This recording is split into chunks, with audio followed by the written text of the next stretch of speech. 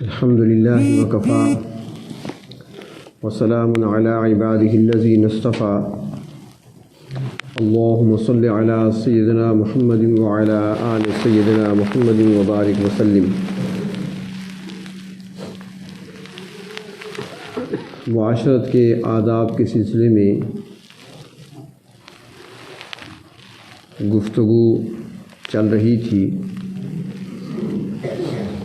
اور گزشتہ سوموار کو میزبانی سے متعلق کچھ آداب عرض کیے تھے۔ در حقیقت اسلام ایک مکمل مذہب ہے جس کی اپنی ایک مکمل تہذیب ہے۔ پیدائش سے لے کر موت تک، مہد سے لے کر لحد تک، کوئی بھی زندگی کا ایسا مرحلہ اور ایسا لمحہ نہیں ہے جس کے بارے میں اسلام نے ہماری رہنمائی نہ فرمائی ہو۔ اور ہم سے جو مطالبہ ہے پروردگار عالم کا، وہ یہی ہے کہ پورے اسلام میں داخل ہو جاؤ۔ ادخلوا فی السلم کافہ، پورے اسلام میں داخل ہو جاؤ، یعنی تمہاری زندگی کا ہر کام، تمہاری زندگی کا ہر لمحہ وہ ان تعلیمات کے مطابق ہو جو تعلیمات نبی اکرم صلی اللہ علیہ وسلم نے اپنی امت کو دی ہیں۔ اور یہ جملہ اللہ تبارک و تعالیٰ نے اتنا عام کر دیا کہ ہر ہفتے تقریباً ہر مسجد میں یہ جملہ دہرایا جاتا ہے، لیکن چونکہ سننے والے غور سے سنتے نہیں ہیں، اس سے توجہ نہیں ہوتی، ورنہ ہفتے میں ایک گشت تو لازمی ہوتا ہے ہر مسجد میں۔ اور گشت میں جب اعلان کے لیے کھڑا ہوتا ہے اعلان کرنے والا، تو وہ یہی جملہ کہتا ہے کہ ہماری دونوں جہان کی کامیابی اسلام پر پورا عمل کرنے میں ہے، یہی جملہ کہا جاتا ہے۔ اور وہ عمل کیسے پیدا ہوگا، اس کے لیے محنت کی ضرورت ہے، پھر اگلی بات ان کی اپنی ہوتی ہے، ترتیب ہوتی ہے۔ تو مطالبہ یہی ہے پروردگار عالم کا کہ پورے اسلام میں داخل ہو جاؤ۔ اب اسلام صرف نماز روزے کا نام نہیں، جیسے پہلے عرض کیا تھا کہ اسلام کو اگر ہم دیکھیں غور سے تو اسلام چند چیزوں کے مجموعے کا نام ہے: عقائد، عبادات، معاملات، اخلاقیات اور معاشرت۔ یہ 5 چیزیں جب ساری اکٹھی ہوگی تو اسے اسلام کہا جائے گا۔ ہمیں زندگی کیسے گزارنی ہے، انفرادی زندگی کیسی ہو، ہماری اجتماعی زندگی کیسی ہو، ہمارے اخلاق کیسے ہوں، دوسروں کے ساتھ ہمارے معاملات کیا ہوں، اگر کسی کے ہم پڑوسی ہیں تو وہاں پر ہمارا کیا معاملہ ہونا چاہیے، کسی کے ساتھ کاروباری لین دین ہے تو معاملات کس طریقے سے ہونے چاہیے، یہ ساری تعلیمات ہمارے پاس موجود ہیں۔ اور پھر اللہ تبارک و تعالیٰ کے پیغمبر جناب نبی کریم صلی اللہ علیہ وسلم نے کچھ وہ حقوق بھی بیان فرمائے ہیں جو ہمارے ایک دوسرے پر واجب ہوتے ہیں، اور ان میں سے 5 حقوق کا تذکرہ کیا تھا گزشتہ مجلس میں کہ آپ صلی اللہ علیہ وسلم نے ارشاد فرمایا کہ ایک مسلمان کے دوسرے مسلمان پر 5 حقوق ہیں۔ پہلا حق فرمایا کہ رد السلام، سلام کا جواب دینا۔ کوئی مسلمان اگر سلام کرتا ہے آپ کو تو اس کے سلام کا جواب دینا، یہ اس کا حق ہے۔ دوسرا آپ نے فرمایا عیادت المریض، کوئی اگر مسلمان بھائی بیمار ہے تو اس کی عیادت کرنا، اس کو پوچھنے کے لیے جانا، یہ بھی مسلمان کا حق ہے دوسرے مسلمان پر۔ تیسرا فرمایا کہ اتباع الجنائز، اگر کوئی مسلمان فوت ہو جائے تو اس کے جنازے میں شریک ہونا، یہ اس کا حق بنتا ہے۔ اور چوتھا فرمایا اجابت الدعوہ، اگر کوئی مسلمان آپ کی دعوت کرتا ہے تو اس کی دعوت کو قبول کرنا۔ اور پانچواں فرمایا کہ چھینک کا جواب دینا، یعنی الحمدللہ کے بدلے میں یرحمک اللہ کہنا۔ یہ 5 حقوق بیان فرمائے گئے۔ تو اجابت الدعوہ یعنی دعوت کو قبول کرنا، اس پر گزشتہ کچھ عرض کیا تھا مجلس میں کہ میزبان کے ذمے کون سی چیزیں ہیں اور کن آداب کا میزبان کو خیال رکھنا چاہیے۔ اور میزبان جب کسی کو دعوت دیتا ہے تو وہ اس کا مہمان ہوتا ہے، تو مہمان کو کیا کرنا چاہیے، اس کو کون سا طریقہ اختیار کرنا چاہیے، کون سے ایسے آداب ہیں جن کا مہمان کو خیال کرنا چاہیے۔ تو اس میں سب سے پہلی بات تو یہ ہے کہ جب کوئی آپ کو بطور مہمان کے دعوت دے، بلائے اپنے ہاں، یا آپ خود اس کے پاس مہمان بن کر جائیں، یہ 2 صورتیں ہوتی ہیں۔ یا آپ کو بلایا گیا ہے، کھانے پر دعوت دی ہے، اس نے چائے پر بلایا آپ کو، تو مہمان ہیں آپ۔ ایک صورت یہ ہے کہ آپ کا کوئی کام تھا، آپ ان کے پاس گئے ہیں، تب بھی آپ مہمان ہیں۔ اور پھر مہمانی 2 طرح کی ہوتی ہے۔ ایک مہمان وہ ہوتے ہیں جو قیام کرتے ہیں، مثلا کراچی سے آئے ہیں، لاہور سے آئے ہیں، یقیناً اس نے 1-2 راتیں رہنا ہے آپ کے پاس۔ ایک وہ ہوتے ہیں جو آئے، کھانا کھا کر چلے گئے، یا چائے کا وقت تھا، چائے پی کر چلے گئے۔ تو اب اگر کسی نے آپ کو دعوت دی ہے یا آپ خود چل کر کسی کے پاس مہمان بن کر جا رہے ہیں، تو سب سے پہلی بات تو یہ ہے کہ خود بھی تکلفات سے بچنا اور میزبان کو بھی تکلیف دینے سے احتیاط کرنا، کیونکہ اسلام یہ چاہتا ہے کہ مسلمان، ہر مسلمان دوسرے مسلمان کے لیے راحت کا باعث بنے، زحمت کا ذریعہ نہ بنے، رحمت کا ذریعہ بنے، راحت کا ذریعہ بنے۔ تو اب اگر آپ کسی کے ہاں مہمان بن کر جا رہے ہیں، ایک تو اس نے بلایا کھانے پر، وہ الگ بات ہے، آپ ویسے جا رہے ہیں اور آپ کو پتہ ہے کہ میں بطور مہمان جا رہا ہوں، تو پھر پہلے سے ہی بتا دینا کہ میں نے کھانا نہیں کھانا۔ اگر آپ نے کھانا نہیں کھانا یا آپ کھانا کھا چکے ہیں تو بتا دینا کہ میں نے کھانا نہیں کھانا، میں آپ کے پاس آ رہا ہوں، میرا کچھ کام ہے، تھوڑا سا میں بیٹھوں گا، بات کروں گا، پھر میں نے چلے جانا ہے، میں نے کھانا نہیں کھانا، بجائے اس کے کہ ان کو تکلیف ہو اور آپ وہاں پہنچیں اور وہ فوراً دوڑ لگائیں اور ہوٹل سے، بازار سے آپ کے لیے کھانا منگوائیں یا جلدی سے گھر میں تیار کریں اور دسترخوان لگائیں، کھانا سامنے آ گیا اور آپ کہیں جی میں نے تو نہیں کھانا، یا میرا تو روزہ ہے، میں نہیں کھا سکتا، یا میرا تو پرہیز ہے۔ ایسا نہیں، پہلے سے بتا دینا۔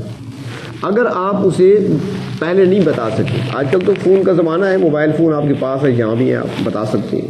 اگر نہیں بتا سکے، آپ پہنچ گئے وہاں پر، تو پھر جب آپ دیکھیں کہ وہ اٹھ رہے ہیں، یقیناً ان کا اٹھنا میرے لیے کچھ انتظام کرنا ہے، یا وہ کھانے کا انتظام کریں گے یا چائے کا انتظام کریں گے۔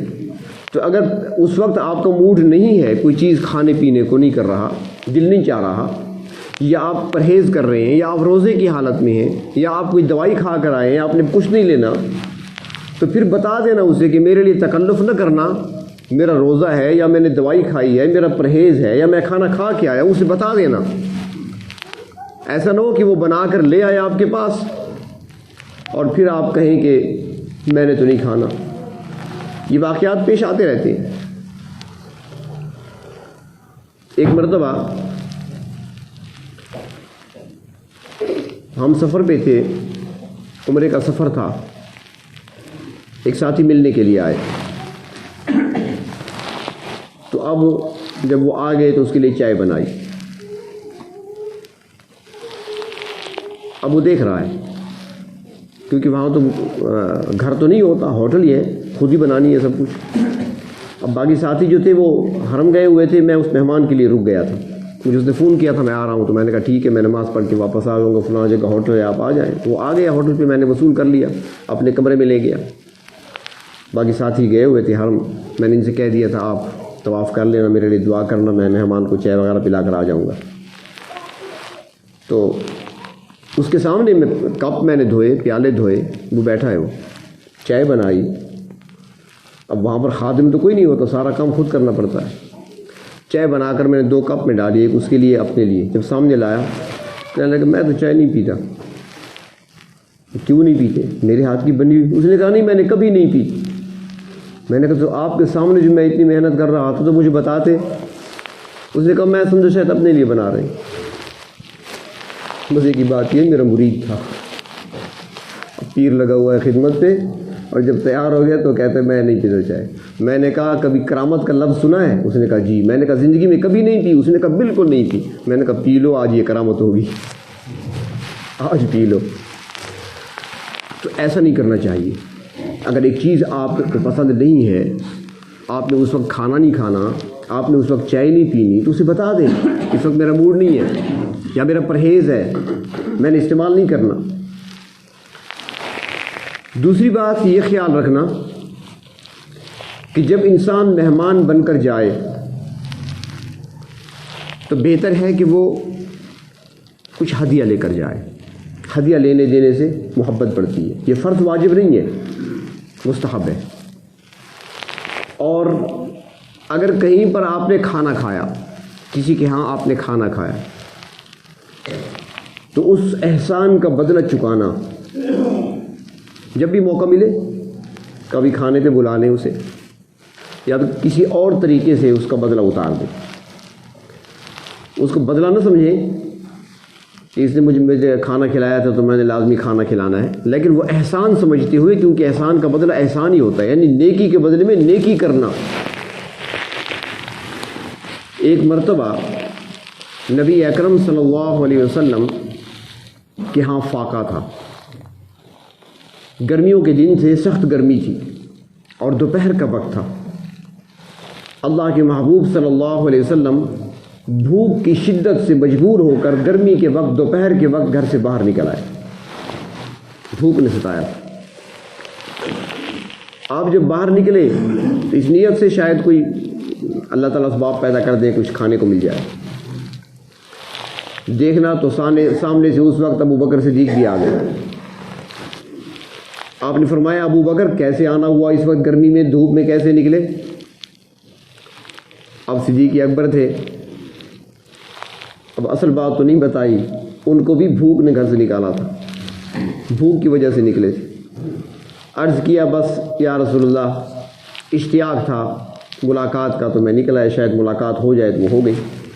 یہ مقصد بھی ہوگا، ان کا نیت تھی، لیکن دوسری نیت بھی تھی، وہ نہیں بتائی۔ اتنے میں دیکھا تو فاروق اعظم بھی آ رہے ہیں، سلام کیا۔ آپ نے فرمایا عمر دوپہر کے وقت گرمی میں آپ کیسے؟ فاروق تو فاروق ہے۔ کہنے لگے یا رسول اللہ اس گرمی میں کون نکلتا ہے، یار کے گھروں میں چھپا ہوا ہے، بھوک نے نکالا ہے اور کیا ہے، بھوک کی وجہ سے نکلا ہوں، شاید کوئی انتظام ہو جائے۔ کھری بات بتا دی۔ آپ نے فرمایا کہ چلو فلاں صحابی کے پاس چلتے ہیں، اس کے مہمان بنتے ہیں۔ نبی اکرم صلی اللہ علیہ وسلم ساتھ ابو بکر صدیق ہے، ساتھ فاروق اعظم ہے، چل پڑے۔ اس صحابی کے ہاں پہنچے تو ان کا ٹھکانہ جو تھا اپنے باغ کے اندر ہی تھا، مکان ان کا کھجوروں کا باغ تھا۔ جب وہاں پہنچے آواز دی تو ان کی زوجہ نے کہا، وہ بھی صحابیاں ہیں، انہوں نے پہچان لیا، انہوں نے جواب دیا کہ حضور وہ تو باہر گئے ہوئے ہیں پانی بھرنے کے لیے،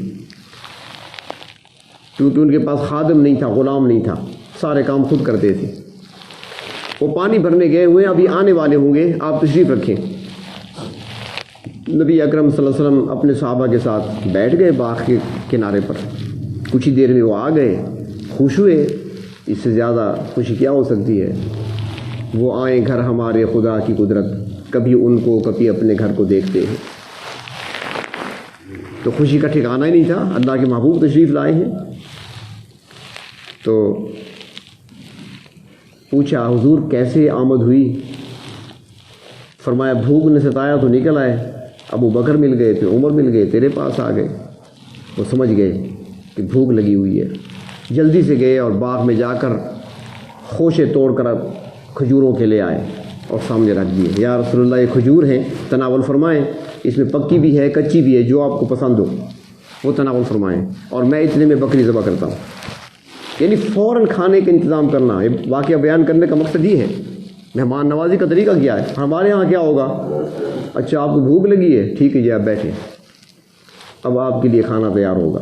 اس وقت بازار سے گوشت آئے گا, اس وقت برتن دھلیں گے, پھر اسے چڑھایا جائے گا, پھر پکایا جائے گا, پھر 2-3 گھنٹے آپ انتظار کرتے رہیں. وہاں ایسا نہیں, فوری طور پہ جو ہے وہ پیش کر دیں. کھجور پیش کر دی. آپ سے تناول فرما رہے ہیں.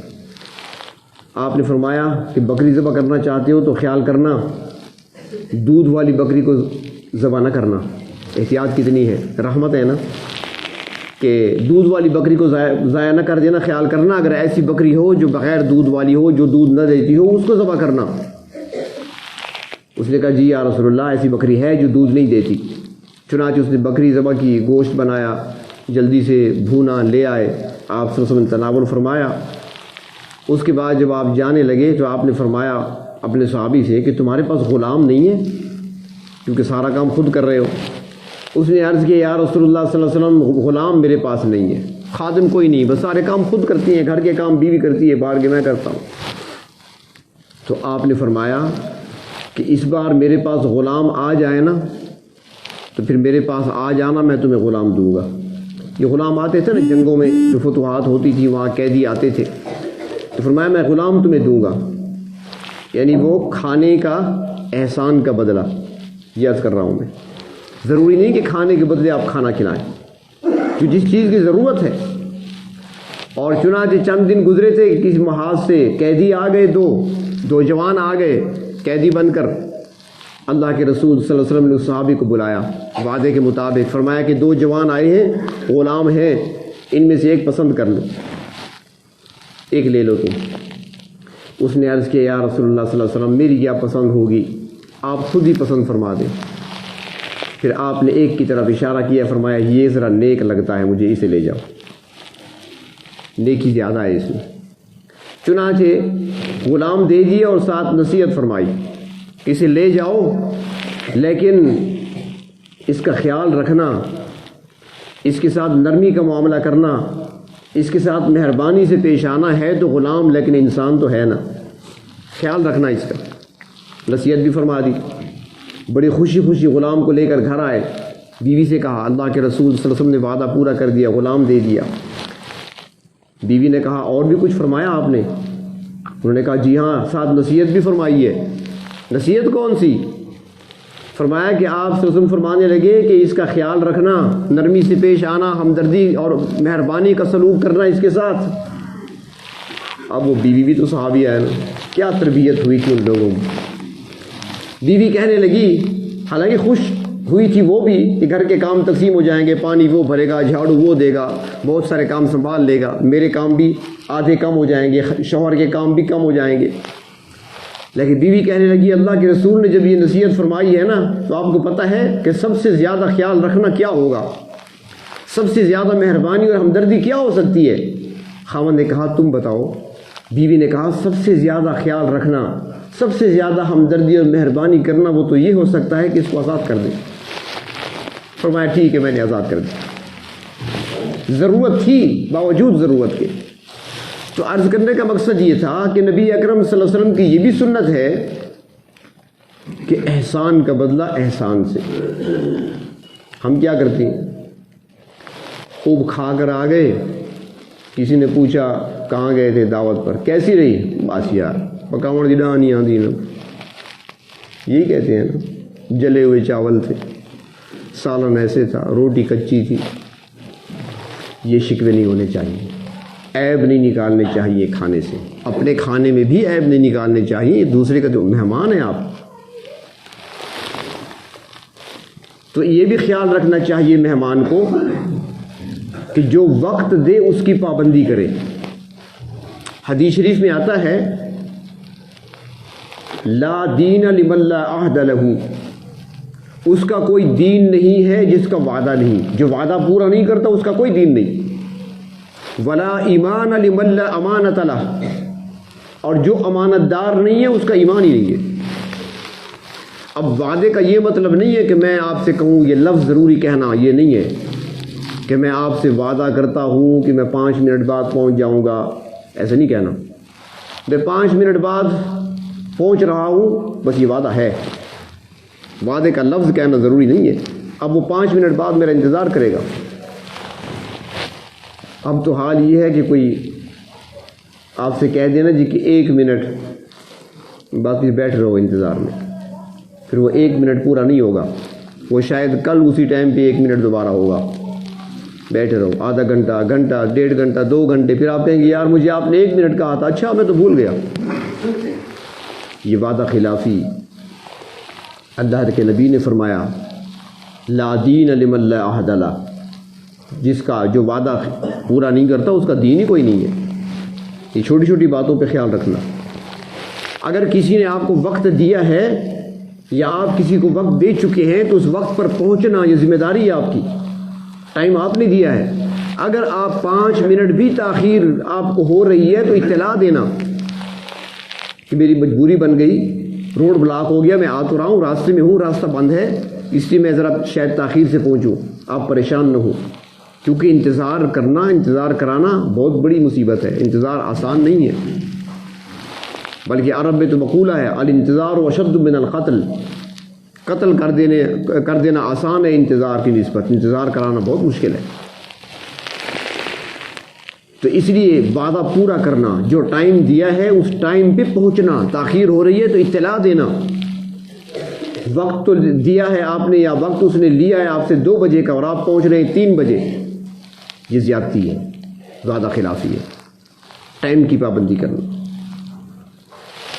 اور مہمان کے آداب میں سے یہ بھی ہے کہ جب مہمان پہنچ جائے وہاں پر تو جو جگہ اس کو استعمال کے لیے دی جائے بس وہی استعمال کر سکتا ہے، اس سے زیادہ نہیں، وہ امانت سمجھے، ورنہ پر دوسری حدیث ہے، حدیث کا دوسرا حصہ لا ایمان لمن لا امانت لہ، جو امانت دار نہیں اس کا ایمان ہی نہیں ہے۔ یعنی باقی چیزیں امانت ہیں، آپ کو کھانے پہ بلایا، آپ کو اس لیے نہیں بلایا کہ اس کے کاغذات کو آپ کھولیں اور دیکھیں یہ کیا پڑا ہے، یہ کیا پڑا ہے، یہ کون سی چیز پڑی ہے، الماری کو ہاتھ لگائیں، ایک چیز کو دیکھیں، چیک کریں، اس لیے نہیں بلایا تھا آپ کو، اس نے کھانے کے بلایا تھا، دسترخوان پہ بیٹھ جاؤ، بس ساری چیزیں امانت ہیں۔ کچھ لوگوں کی عادت ہوتی ہے کہ آپ ان کو بلائیں گھر میں اور جب بٹھائیں گے بیٹھک میں تو وہ آپ کی سیٹنگ چینج کر دیں گے، آپ نے جو چیز یہاں رکھی ہے اس کو اٹھا کر وہاں رکھ دیں گے، اچھی نہیں لگ رہی وہاں اچھی لگے گی، وہاں کی چیز اٹھا کر وہاں رکھ دیں گے، آپ پھر ڈھونڈتے رہیں بعد میں۔ تو مہمان کو ایسا نہیں کرنا چاہیے، اور خصوصاً خواتین کے لیے، ان کے لیے بھی حکم یہی ہے کہ ساری چیزیں امانت ہیں، خیانت نہیں کرنی۔ آپ کو دعوت دی ہے کھانے پر یا چائے پہ بلایا ہے تو بس اسی حد تک محدود رہیں، یہ نہیں کہ بچوں کو لے جا کر ان کے گھر میں چھوڑ دیں، ہاں بھائی کھیلو، اب تو جو چیز مرضی آئے توڑ دو، جہاں مرضی آئے تم کھیلتے رہو، کودتے رہو، چھلانگے لگاتے رہو، ایسا نہیں۔ بچوں کو اپنے ساتھ بٹھانا، ادب سے بٹھانا، پہلے سے سمجھا کر لے جانا، تم نے شرارتیں نہیں کرنی، تم نے اس گھر میں جا کر ان کے بچوں کی چیزوں سے نہیں کھیلنا، تم نے ان کے گھر میں جا کر ان کی چیزوں میں ان چیزوں کو ہاتھ نہیں لگانا، کسی چیز پہ کہیں پر کوئی حرکت نہیں کرنی۔ یہ مہمان کے آداب میں سے ہیں، وہ خیال رکھیں۔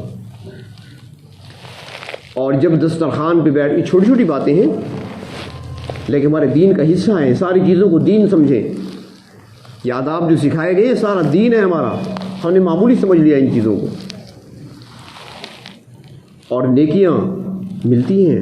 حدیث شریف میں آتا ہے سلمان فارسی رضی اللہ تعالیٰ عنہ نبی اکرم صلی اللہ علیہ وسلم کی خدمت میں حاضر ہوئے مہمان بن کر، آپ صلی اللہ علیہ وسلم نے تکیہ پیش کیا، ٹیک لگا دو تکیہ۔ سلمان فارسی مرید ہیں، اللہ کے محبوب پیر ہیں، سلمان فارسی امتی ہیں، وہ نبی ہیں، تکیہ پیش فرما رہے ہیں، اور سلمان فارسی جب تھوڑا ہچکچاہٹ کا مظاہرہ کیا، فرمایا تکیہ لے لو، جب کوئی مسلمان اپنے دوسرے مسلمان بھائی کو اکرام کی خاطر، اکرام کی نیت سے تکیہ پیش کرتا ہے تو اس پیش کرنے پر اس کے سارے گناہ معاف ہو جاتے ہیں۔ یہ چھوٹی چھوٹی چیزیں اللہ تعالیٰ نے اس پر اجر رکھا ہے، گناہ جھڑتے ہیں، معاف ہوتے ہیں۔ تو اب اگر مہمان پہنچ گیا دسترخوان پر تو ایک تو اسے یہ خیال کرنا چاہیے کہ جو چیزیں اس کے سامنے رکھی گئی ہیں وہ اس کے کھانے کے لیے ہیں۔ پہلے تو یہ بھی خیال رکھے کہ جاتے وقت اگر آپ کو دعوت دی ہے، کسی نے بلایا ہے، تو آپ خود جا سکتے ہیں، کسی اور کو ساتھ نہیں لے جا سکتے جب تک کہ میزبان اس کو اجازت نہ دے۔ ہمارے یہاں تو یہ ہوتا ہے نا کہ میں جا رہا ہوں کھانے پر، تم بھی آ جانا، ملاقات کرنی، یار ملنا تھا، کوئی مسئلہ پوچھنا تھا، اچھا میں فلاں کے گھر کھانے پہ ہوں گا، وہاں آ جانا۔ مولوی حضرات بھی ایسے کرتے ہیں۔ میں نہیں کرتا، مجھ سے نہ ڈریں، میری عادت ہے الحمدللہ، ہماری تربیت کی ہے اپنے مشائخ نے۔ جب کہیں دعوت قبول بھی کرتا ہوں انہیں بتا دیتا ہوں کہ میرے ساتھ میرا ڈرائیور ہوگا، کیونکہ اکیلا میں نہیں ہوتا، انہیں بتا دیتا ہوں گاڑی میں نہیں چلا سکتا، میں کہتا ہوں ڈرائیور میرے ساتھ ہوگا۔ تو اگر وہ خود آپ سے کہے کہ آپ ساتھ 2-3 بندے لا سکتے ہیں، پھر اگر 2-3 کا لفظ کہا ہے تو آپ 2-3 لے کر جا سکتے ہیں، 2 اور 3 5 نہیں، بڑھا کر نہیں لے جا سکتے۔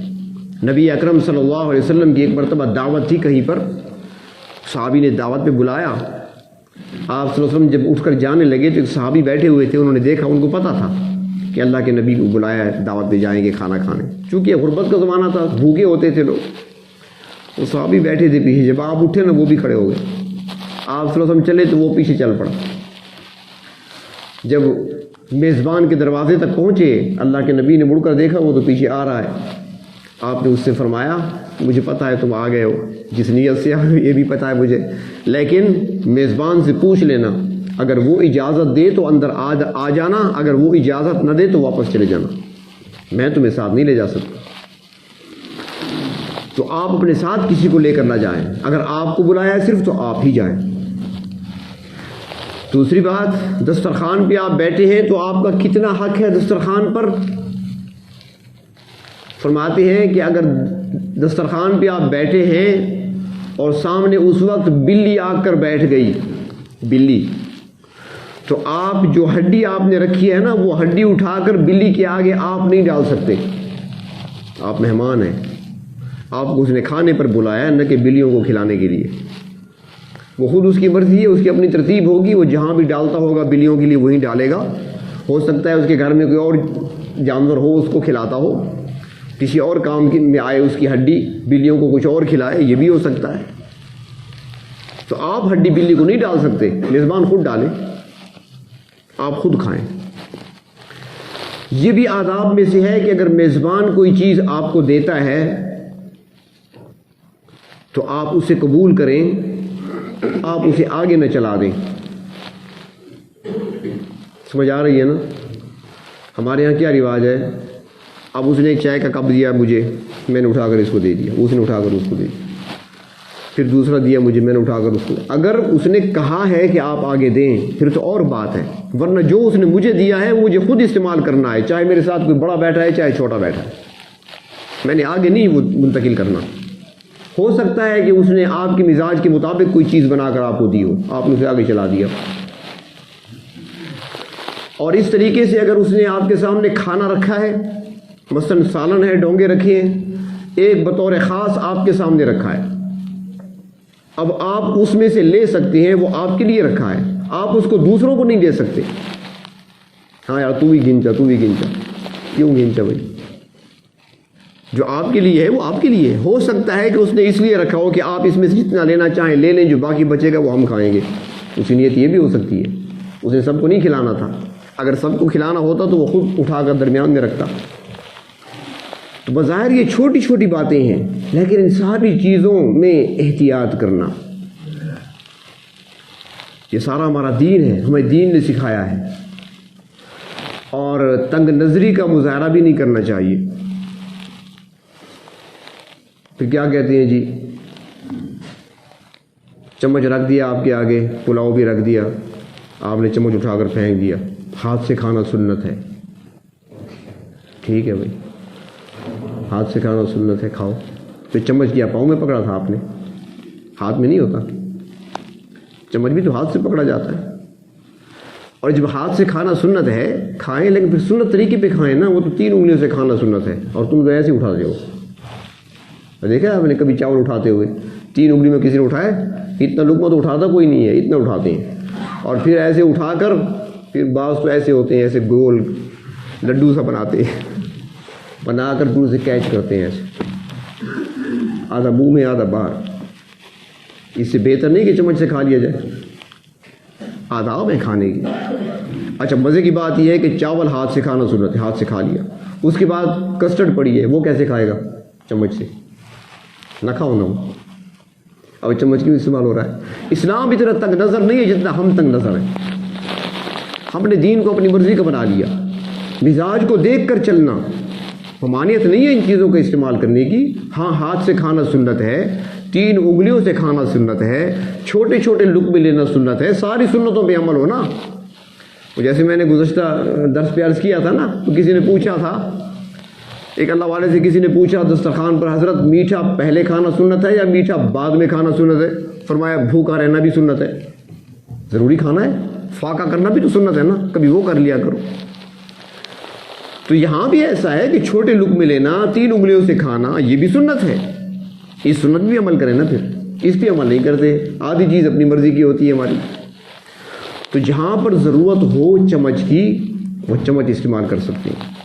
اگر میزبان کی خوشی اسی میں ہے کہ آپ چمچ استعمال کریں تو پھر آپ چمچ ہی استعمال کریں. تو یہ چند ایک آداب ہیں, ان کا خیال رکھنا. اور ساتھ ایک بات اور بھی عرض کروں کہ کھانے کے دوران, یہ اپنے لیے نہیں کہہ رہا, ایک جنرل بات کر رہا ہوں, سب کے لیے ہے. اگر کسی عالم کو آپ نے بلایا ہے, کسی مفتی کو آپ نے بلایا کھانے پر, دسترخوان لگ چکا ہے, اب کھانے کے دوران آپ اس سے مسئلہ نہ پوچھیں, اب اس سے فتویٰ نہ پوچھیں. اب وہاں پر آپ کوئی بات ایسی نہ کریں کہ جس سے ذہن پریشان اور منتشر ہو. کھانے کے دوران بالکل فریش ہو کے کھانا کھائیں, ریلیکس ہو کر, ہر طرف سے آزاد ہو کر. نہ وہاں پر مسائل چھیڑیں, نہ وہاں پر موت کے مسائل چھیڑیں. ادھر پہلا لقمہ لیا یار فلاں مر گیا, اب بیچارہ کیسے کھائے گا؟ وہ یقینی بات ہے وہ کھایا نہیں جائے گا اس سے کھانا, جو ذوق تھا ختم ہو گیا. آپ نے اس کے سامنے جو ہے نا قبر کے حالات شروع کر دیے اور جہنم کے تذکرے شروع کر دیے, وہ کھائے گا؟ پھر حالات یاد, فلاں جگہ یہ ہو گیا, فلاں جگہ وہ ہو گیا, نقصان ہو گیا, یہ ہو گیا, کیسے کھائے گا؟ کھانے کے دوران ساری باتوں کو سائڈ پہ رکھ دیں. نہ مسئلہ پوچھیں, نہ فتویٰ پوچھیں, نہ کوئی اور بات کریں, نہ صلح لڑائی جھگڑا کی باتیں کریں, نہ وہاں پر جہنم اور قبر کے تذکرے کریں, نہ موت کا ذکر کریں. کوئی میسج آ گیا اچانک اس قسم کا خطرناک تو چھپا دیں اسے, فوراً نہ سنائیں اس کو. صرف اس وقت موسم کی بات کریں, سردی گرمی کی بات کریں, کھانوں کی بات کریں. فلاں جگہ کھانے بڑے اچھے ہوتے ہیں, فلاں چیز بڑی اچھی ہوتی ہے, ہمارے ہاں گوشت بڑا اچھا ملتا ہے, فلاں جگہ میں نے وہ چیز کھائی تھی بڑی اچھی تھی, یہ جو ہم نے بنایا یہ ریسپی فلاں سے لی ہے ہم نے. کھانے کے متعلق باتیں کریں, موسم سے متعلق باتیں کریں, خوشگوار ماحول بنا کر پھر کھانا کھائیں, تاکہ کھانے کے دوران ٹینشن کا ماحول نہ بنے. یہ چند آداب ہیں جن کا خیال رکھنا چاہیے ایک مہمان کو بھی اور ایک میزبان کو بھی.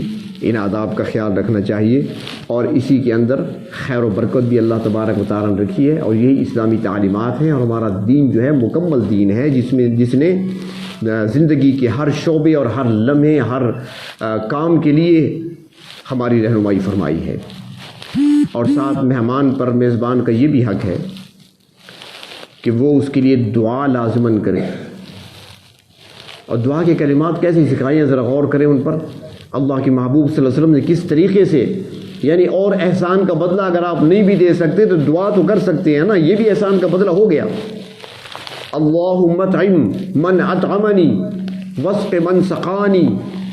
اے اللہ جس نے مجھے پلایا مجھے آپ پلائیں, جس نے مجھے کھلایا اللہ اس کو آپ کھلائیں.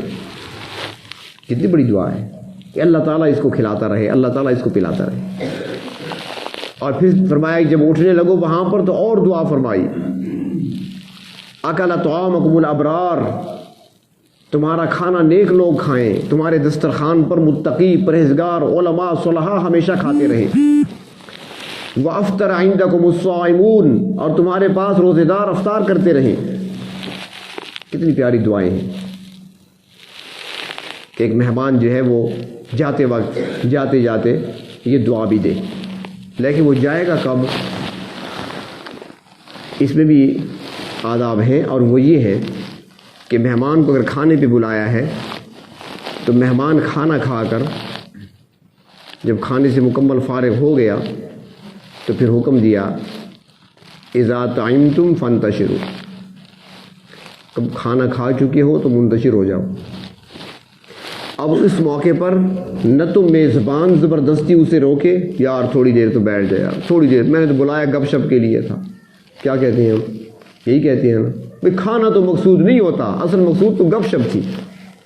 میں نے تو کھانا سمجھا تھا، آپ کے پاس آ گیا، آپ نے گپ شپ کے لیے بلایا تھا، کھانا ایسے تھا. اصل تو دعوت ہوتی ہے.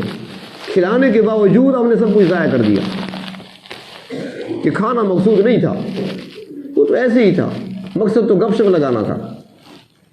کہتے ہیں کہ نہیں کہتے؟ سارے جی کہتے ہیں ہمارے ہاں. اب وہ کھانے کا ثواب تو گیا ہمارا، میں نے کھانے پہ بلایا ہی نہیں ہے، میں نے تو گپ شپ کے لیے بلایا تھا. اگر کوئی ضروری اہم باتیں ہیں کرنی ہے یا بے تکلفی ہے وہ اور بات ہے. بے تکلف دوست ہیں، رشتہ دار ہیں، رشتے ہیں، وہ بیٹھ سکتی ہیں، گفتگو ہو سکتی ہے. لیکن عام طور پر وہ حکم یہی ہے. نبی اکرم صلی اللہ علیہ وسلم نے ایک نکاح فرمایا اور اس کا ولیمہ تھا. آپ صلی اللہ علیہ وسلم کے گھر میں ولیمہ تھا، بکری ذبح فرمائی گئی تھی، کھانا تیار کیا تھا، صحابہ کرام آتے تھے اور کھانا کھا لیتے. تو چلی جاتی ٹولی، پھر دوسری آتی. تو اب صحابہ کرام آئے اور آ کر کھانا کھایا اور بیٹھ گئے، کچھ باتیں کرنے لگ گئے. اب اللہ کے رسول صلی اللہ علیہ وسلم کی یہ بات ناگوار گزری. آپ ایک دو بار اندر تشریف لائے، دیکھا وہ بیٹھے ہیں باتیں کر رہے ہیں، پھر چلے گئے، پھر آئے وہ بیٹھے ہیں. اللہ تبارک و تعالیٰ نے دیکھا تو فرمایا میرا محبوب تو شرم کر رہا ہے. اللہ نے قرآن پاک کی آیت نازل فرما دی. جبریل امین آ گئے کہ قیامت تک کے لیے قانون بھیج رہا ہو. اذا طعمتم فانتشروا، جب بلایا جائے تمہیں کھانے کے لیے آؤ، اور جب کھانا کھا لو تو پھر منتشر ہو جایا کرو، بیٹھا نہ کرو. تو میزبان کو چاہیے کہ وہ مہمان کو مجبور نہ کرے بیٹھنے پر. اگر وہ جانا چاہتا ہے کھانے کے بعد اس کو اجازت دے دے. ہو سکتا ہے اس کا کام ہو سکتا ہے اس کو جلدی ہو، کوئی ضرورت پیش آ سکتی ہے. ایک جگہ دعوت تھی تو وہاں پر کھانا کھایا. میرے سامنے جو ساتھی بیٹھے تھے بڑے مشکل میں بیٹھے ہوئے، ہل رہے تھے، حرکت کر رہے تھے. بڑا کھانا اس نے کھا لیا. اس کے بعد اجازت چاہیے. انہوں نے کہا یار تھوڑی دیر تو بیٹھو، چلے جانا. اس نے کہا نہیں مجھے جانے دو. تو میں نے بھی ان سے کہا، میں نے کہا جانے دو. نہیں یار ہم نے بلایا تھا، گپ شپ ہوگی، کھانا تو مقصود نہیں تھا، گپ شپ تھی مقصود. وہ تو بیٹھے نا، گپ تو اب لگائیں گے. تو میں نے بھی اس سے کہا، میں نے کہا چلو تھوڑی دیر بیٹھ جائیں. اس نے کہا قاضی صاحب نہیں بیٹھ سکتا. پھر میں نے ان سے کہا، میں نے کہا جانے دو. میں نے کہا آپ کی جلدی ہے؟ اس نے کہا مجھے آہستہ سے، قاضی صاحب مجھے جلدی ہے، میری شلوار خراب ہو جائے گی، مجھے اجازت دو، میرا پیٹ خراب ہے. پھر میں نے اس سے کہا اللہ کے بندو چھوڑ دو اسے، ورنہ شلوار دھونی پڑے گی تمہیں. پھر اس نے کہا چلو ٹھیک ہے آپ جائیں. اب کوئی بتا نہیں سکتا نا، کیسے بتائے وہ؟ تو مجبوری ہو سکتی ہے. اگر مہمان اجازت چاہتا ہے تو میزبان کو زبردستی روکنا نہیں چاہیے اسے. ایک طرف میزبان کو بھی روکا گیا کہ روکو نہیں اسے، اور اس سے بھی کہا گیا تم رکو نہیں. کھانا کھا لیا ہے، کام ہو گیا، اور کوئی بات کام کی نہیں ہے تو ہوتی نہیں ہے کام کی. بیا سنا، کام بات کوئی نہیں ہے، بیا اب بیا تلاش کرو. تو کام کی بات ہے تو بے شک ہو جائے، لیکن جب بات مکمل ہو جائے اس کے بعد چھٹی.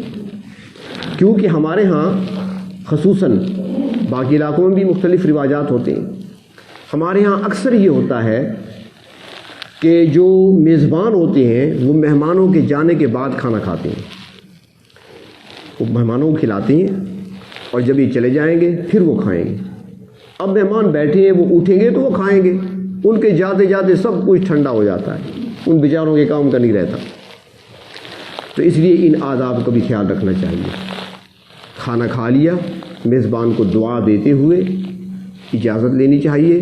اگر کوئی کام ہے یا کام کی بات ہے وہ کر رہا ہے تو اس کو سننا چاہیے. مہمان نے کرنی ہے بات تو میزبان سنے گا، میزبان نے کرنی ہے مہمان سنے گا.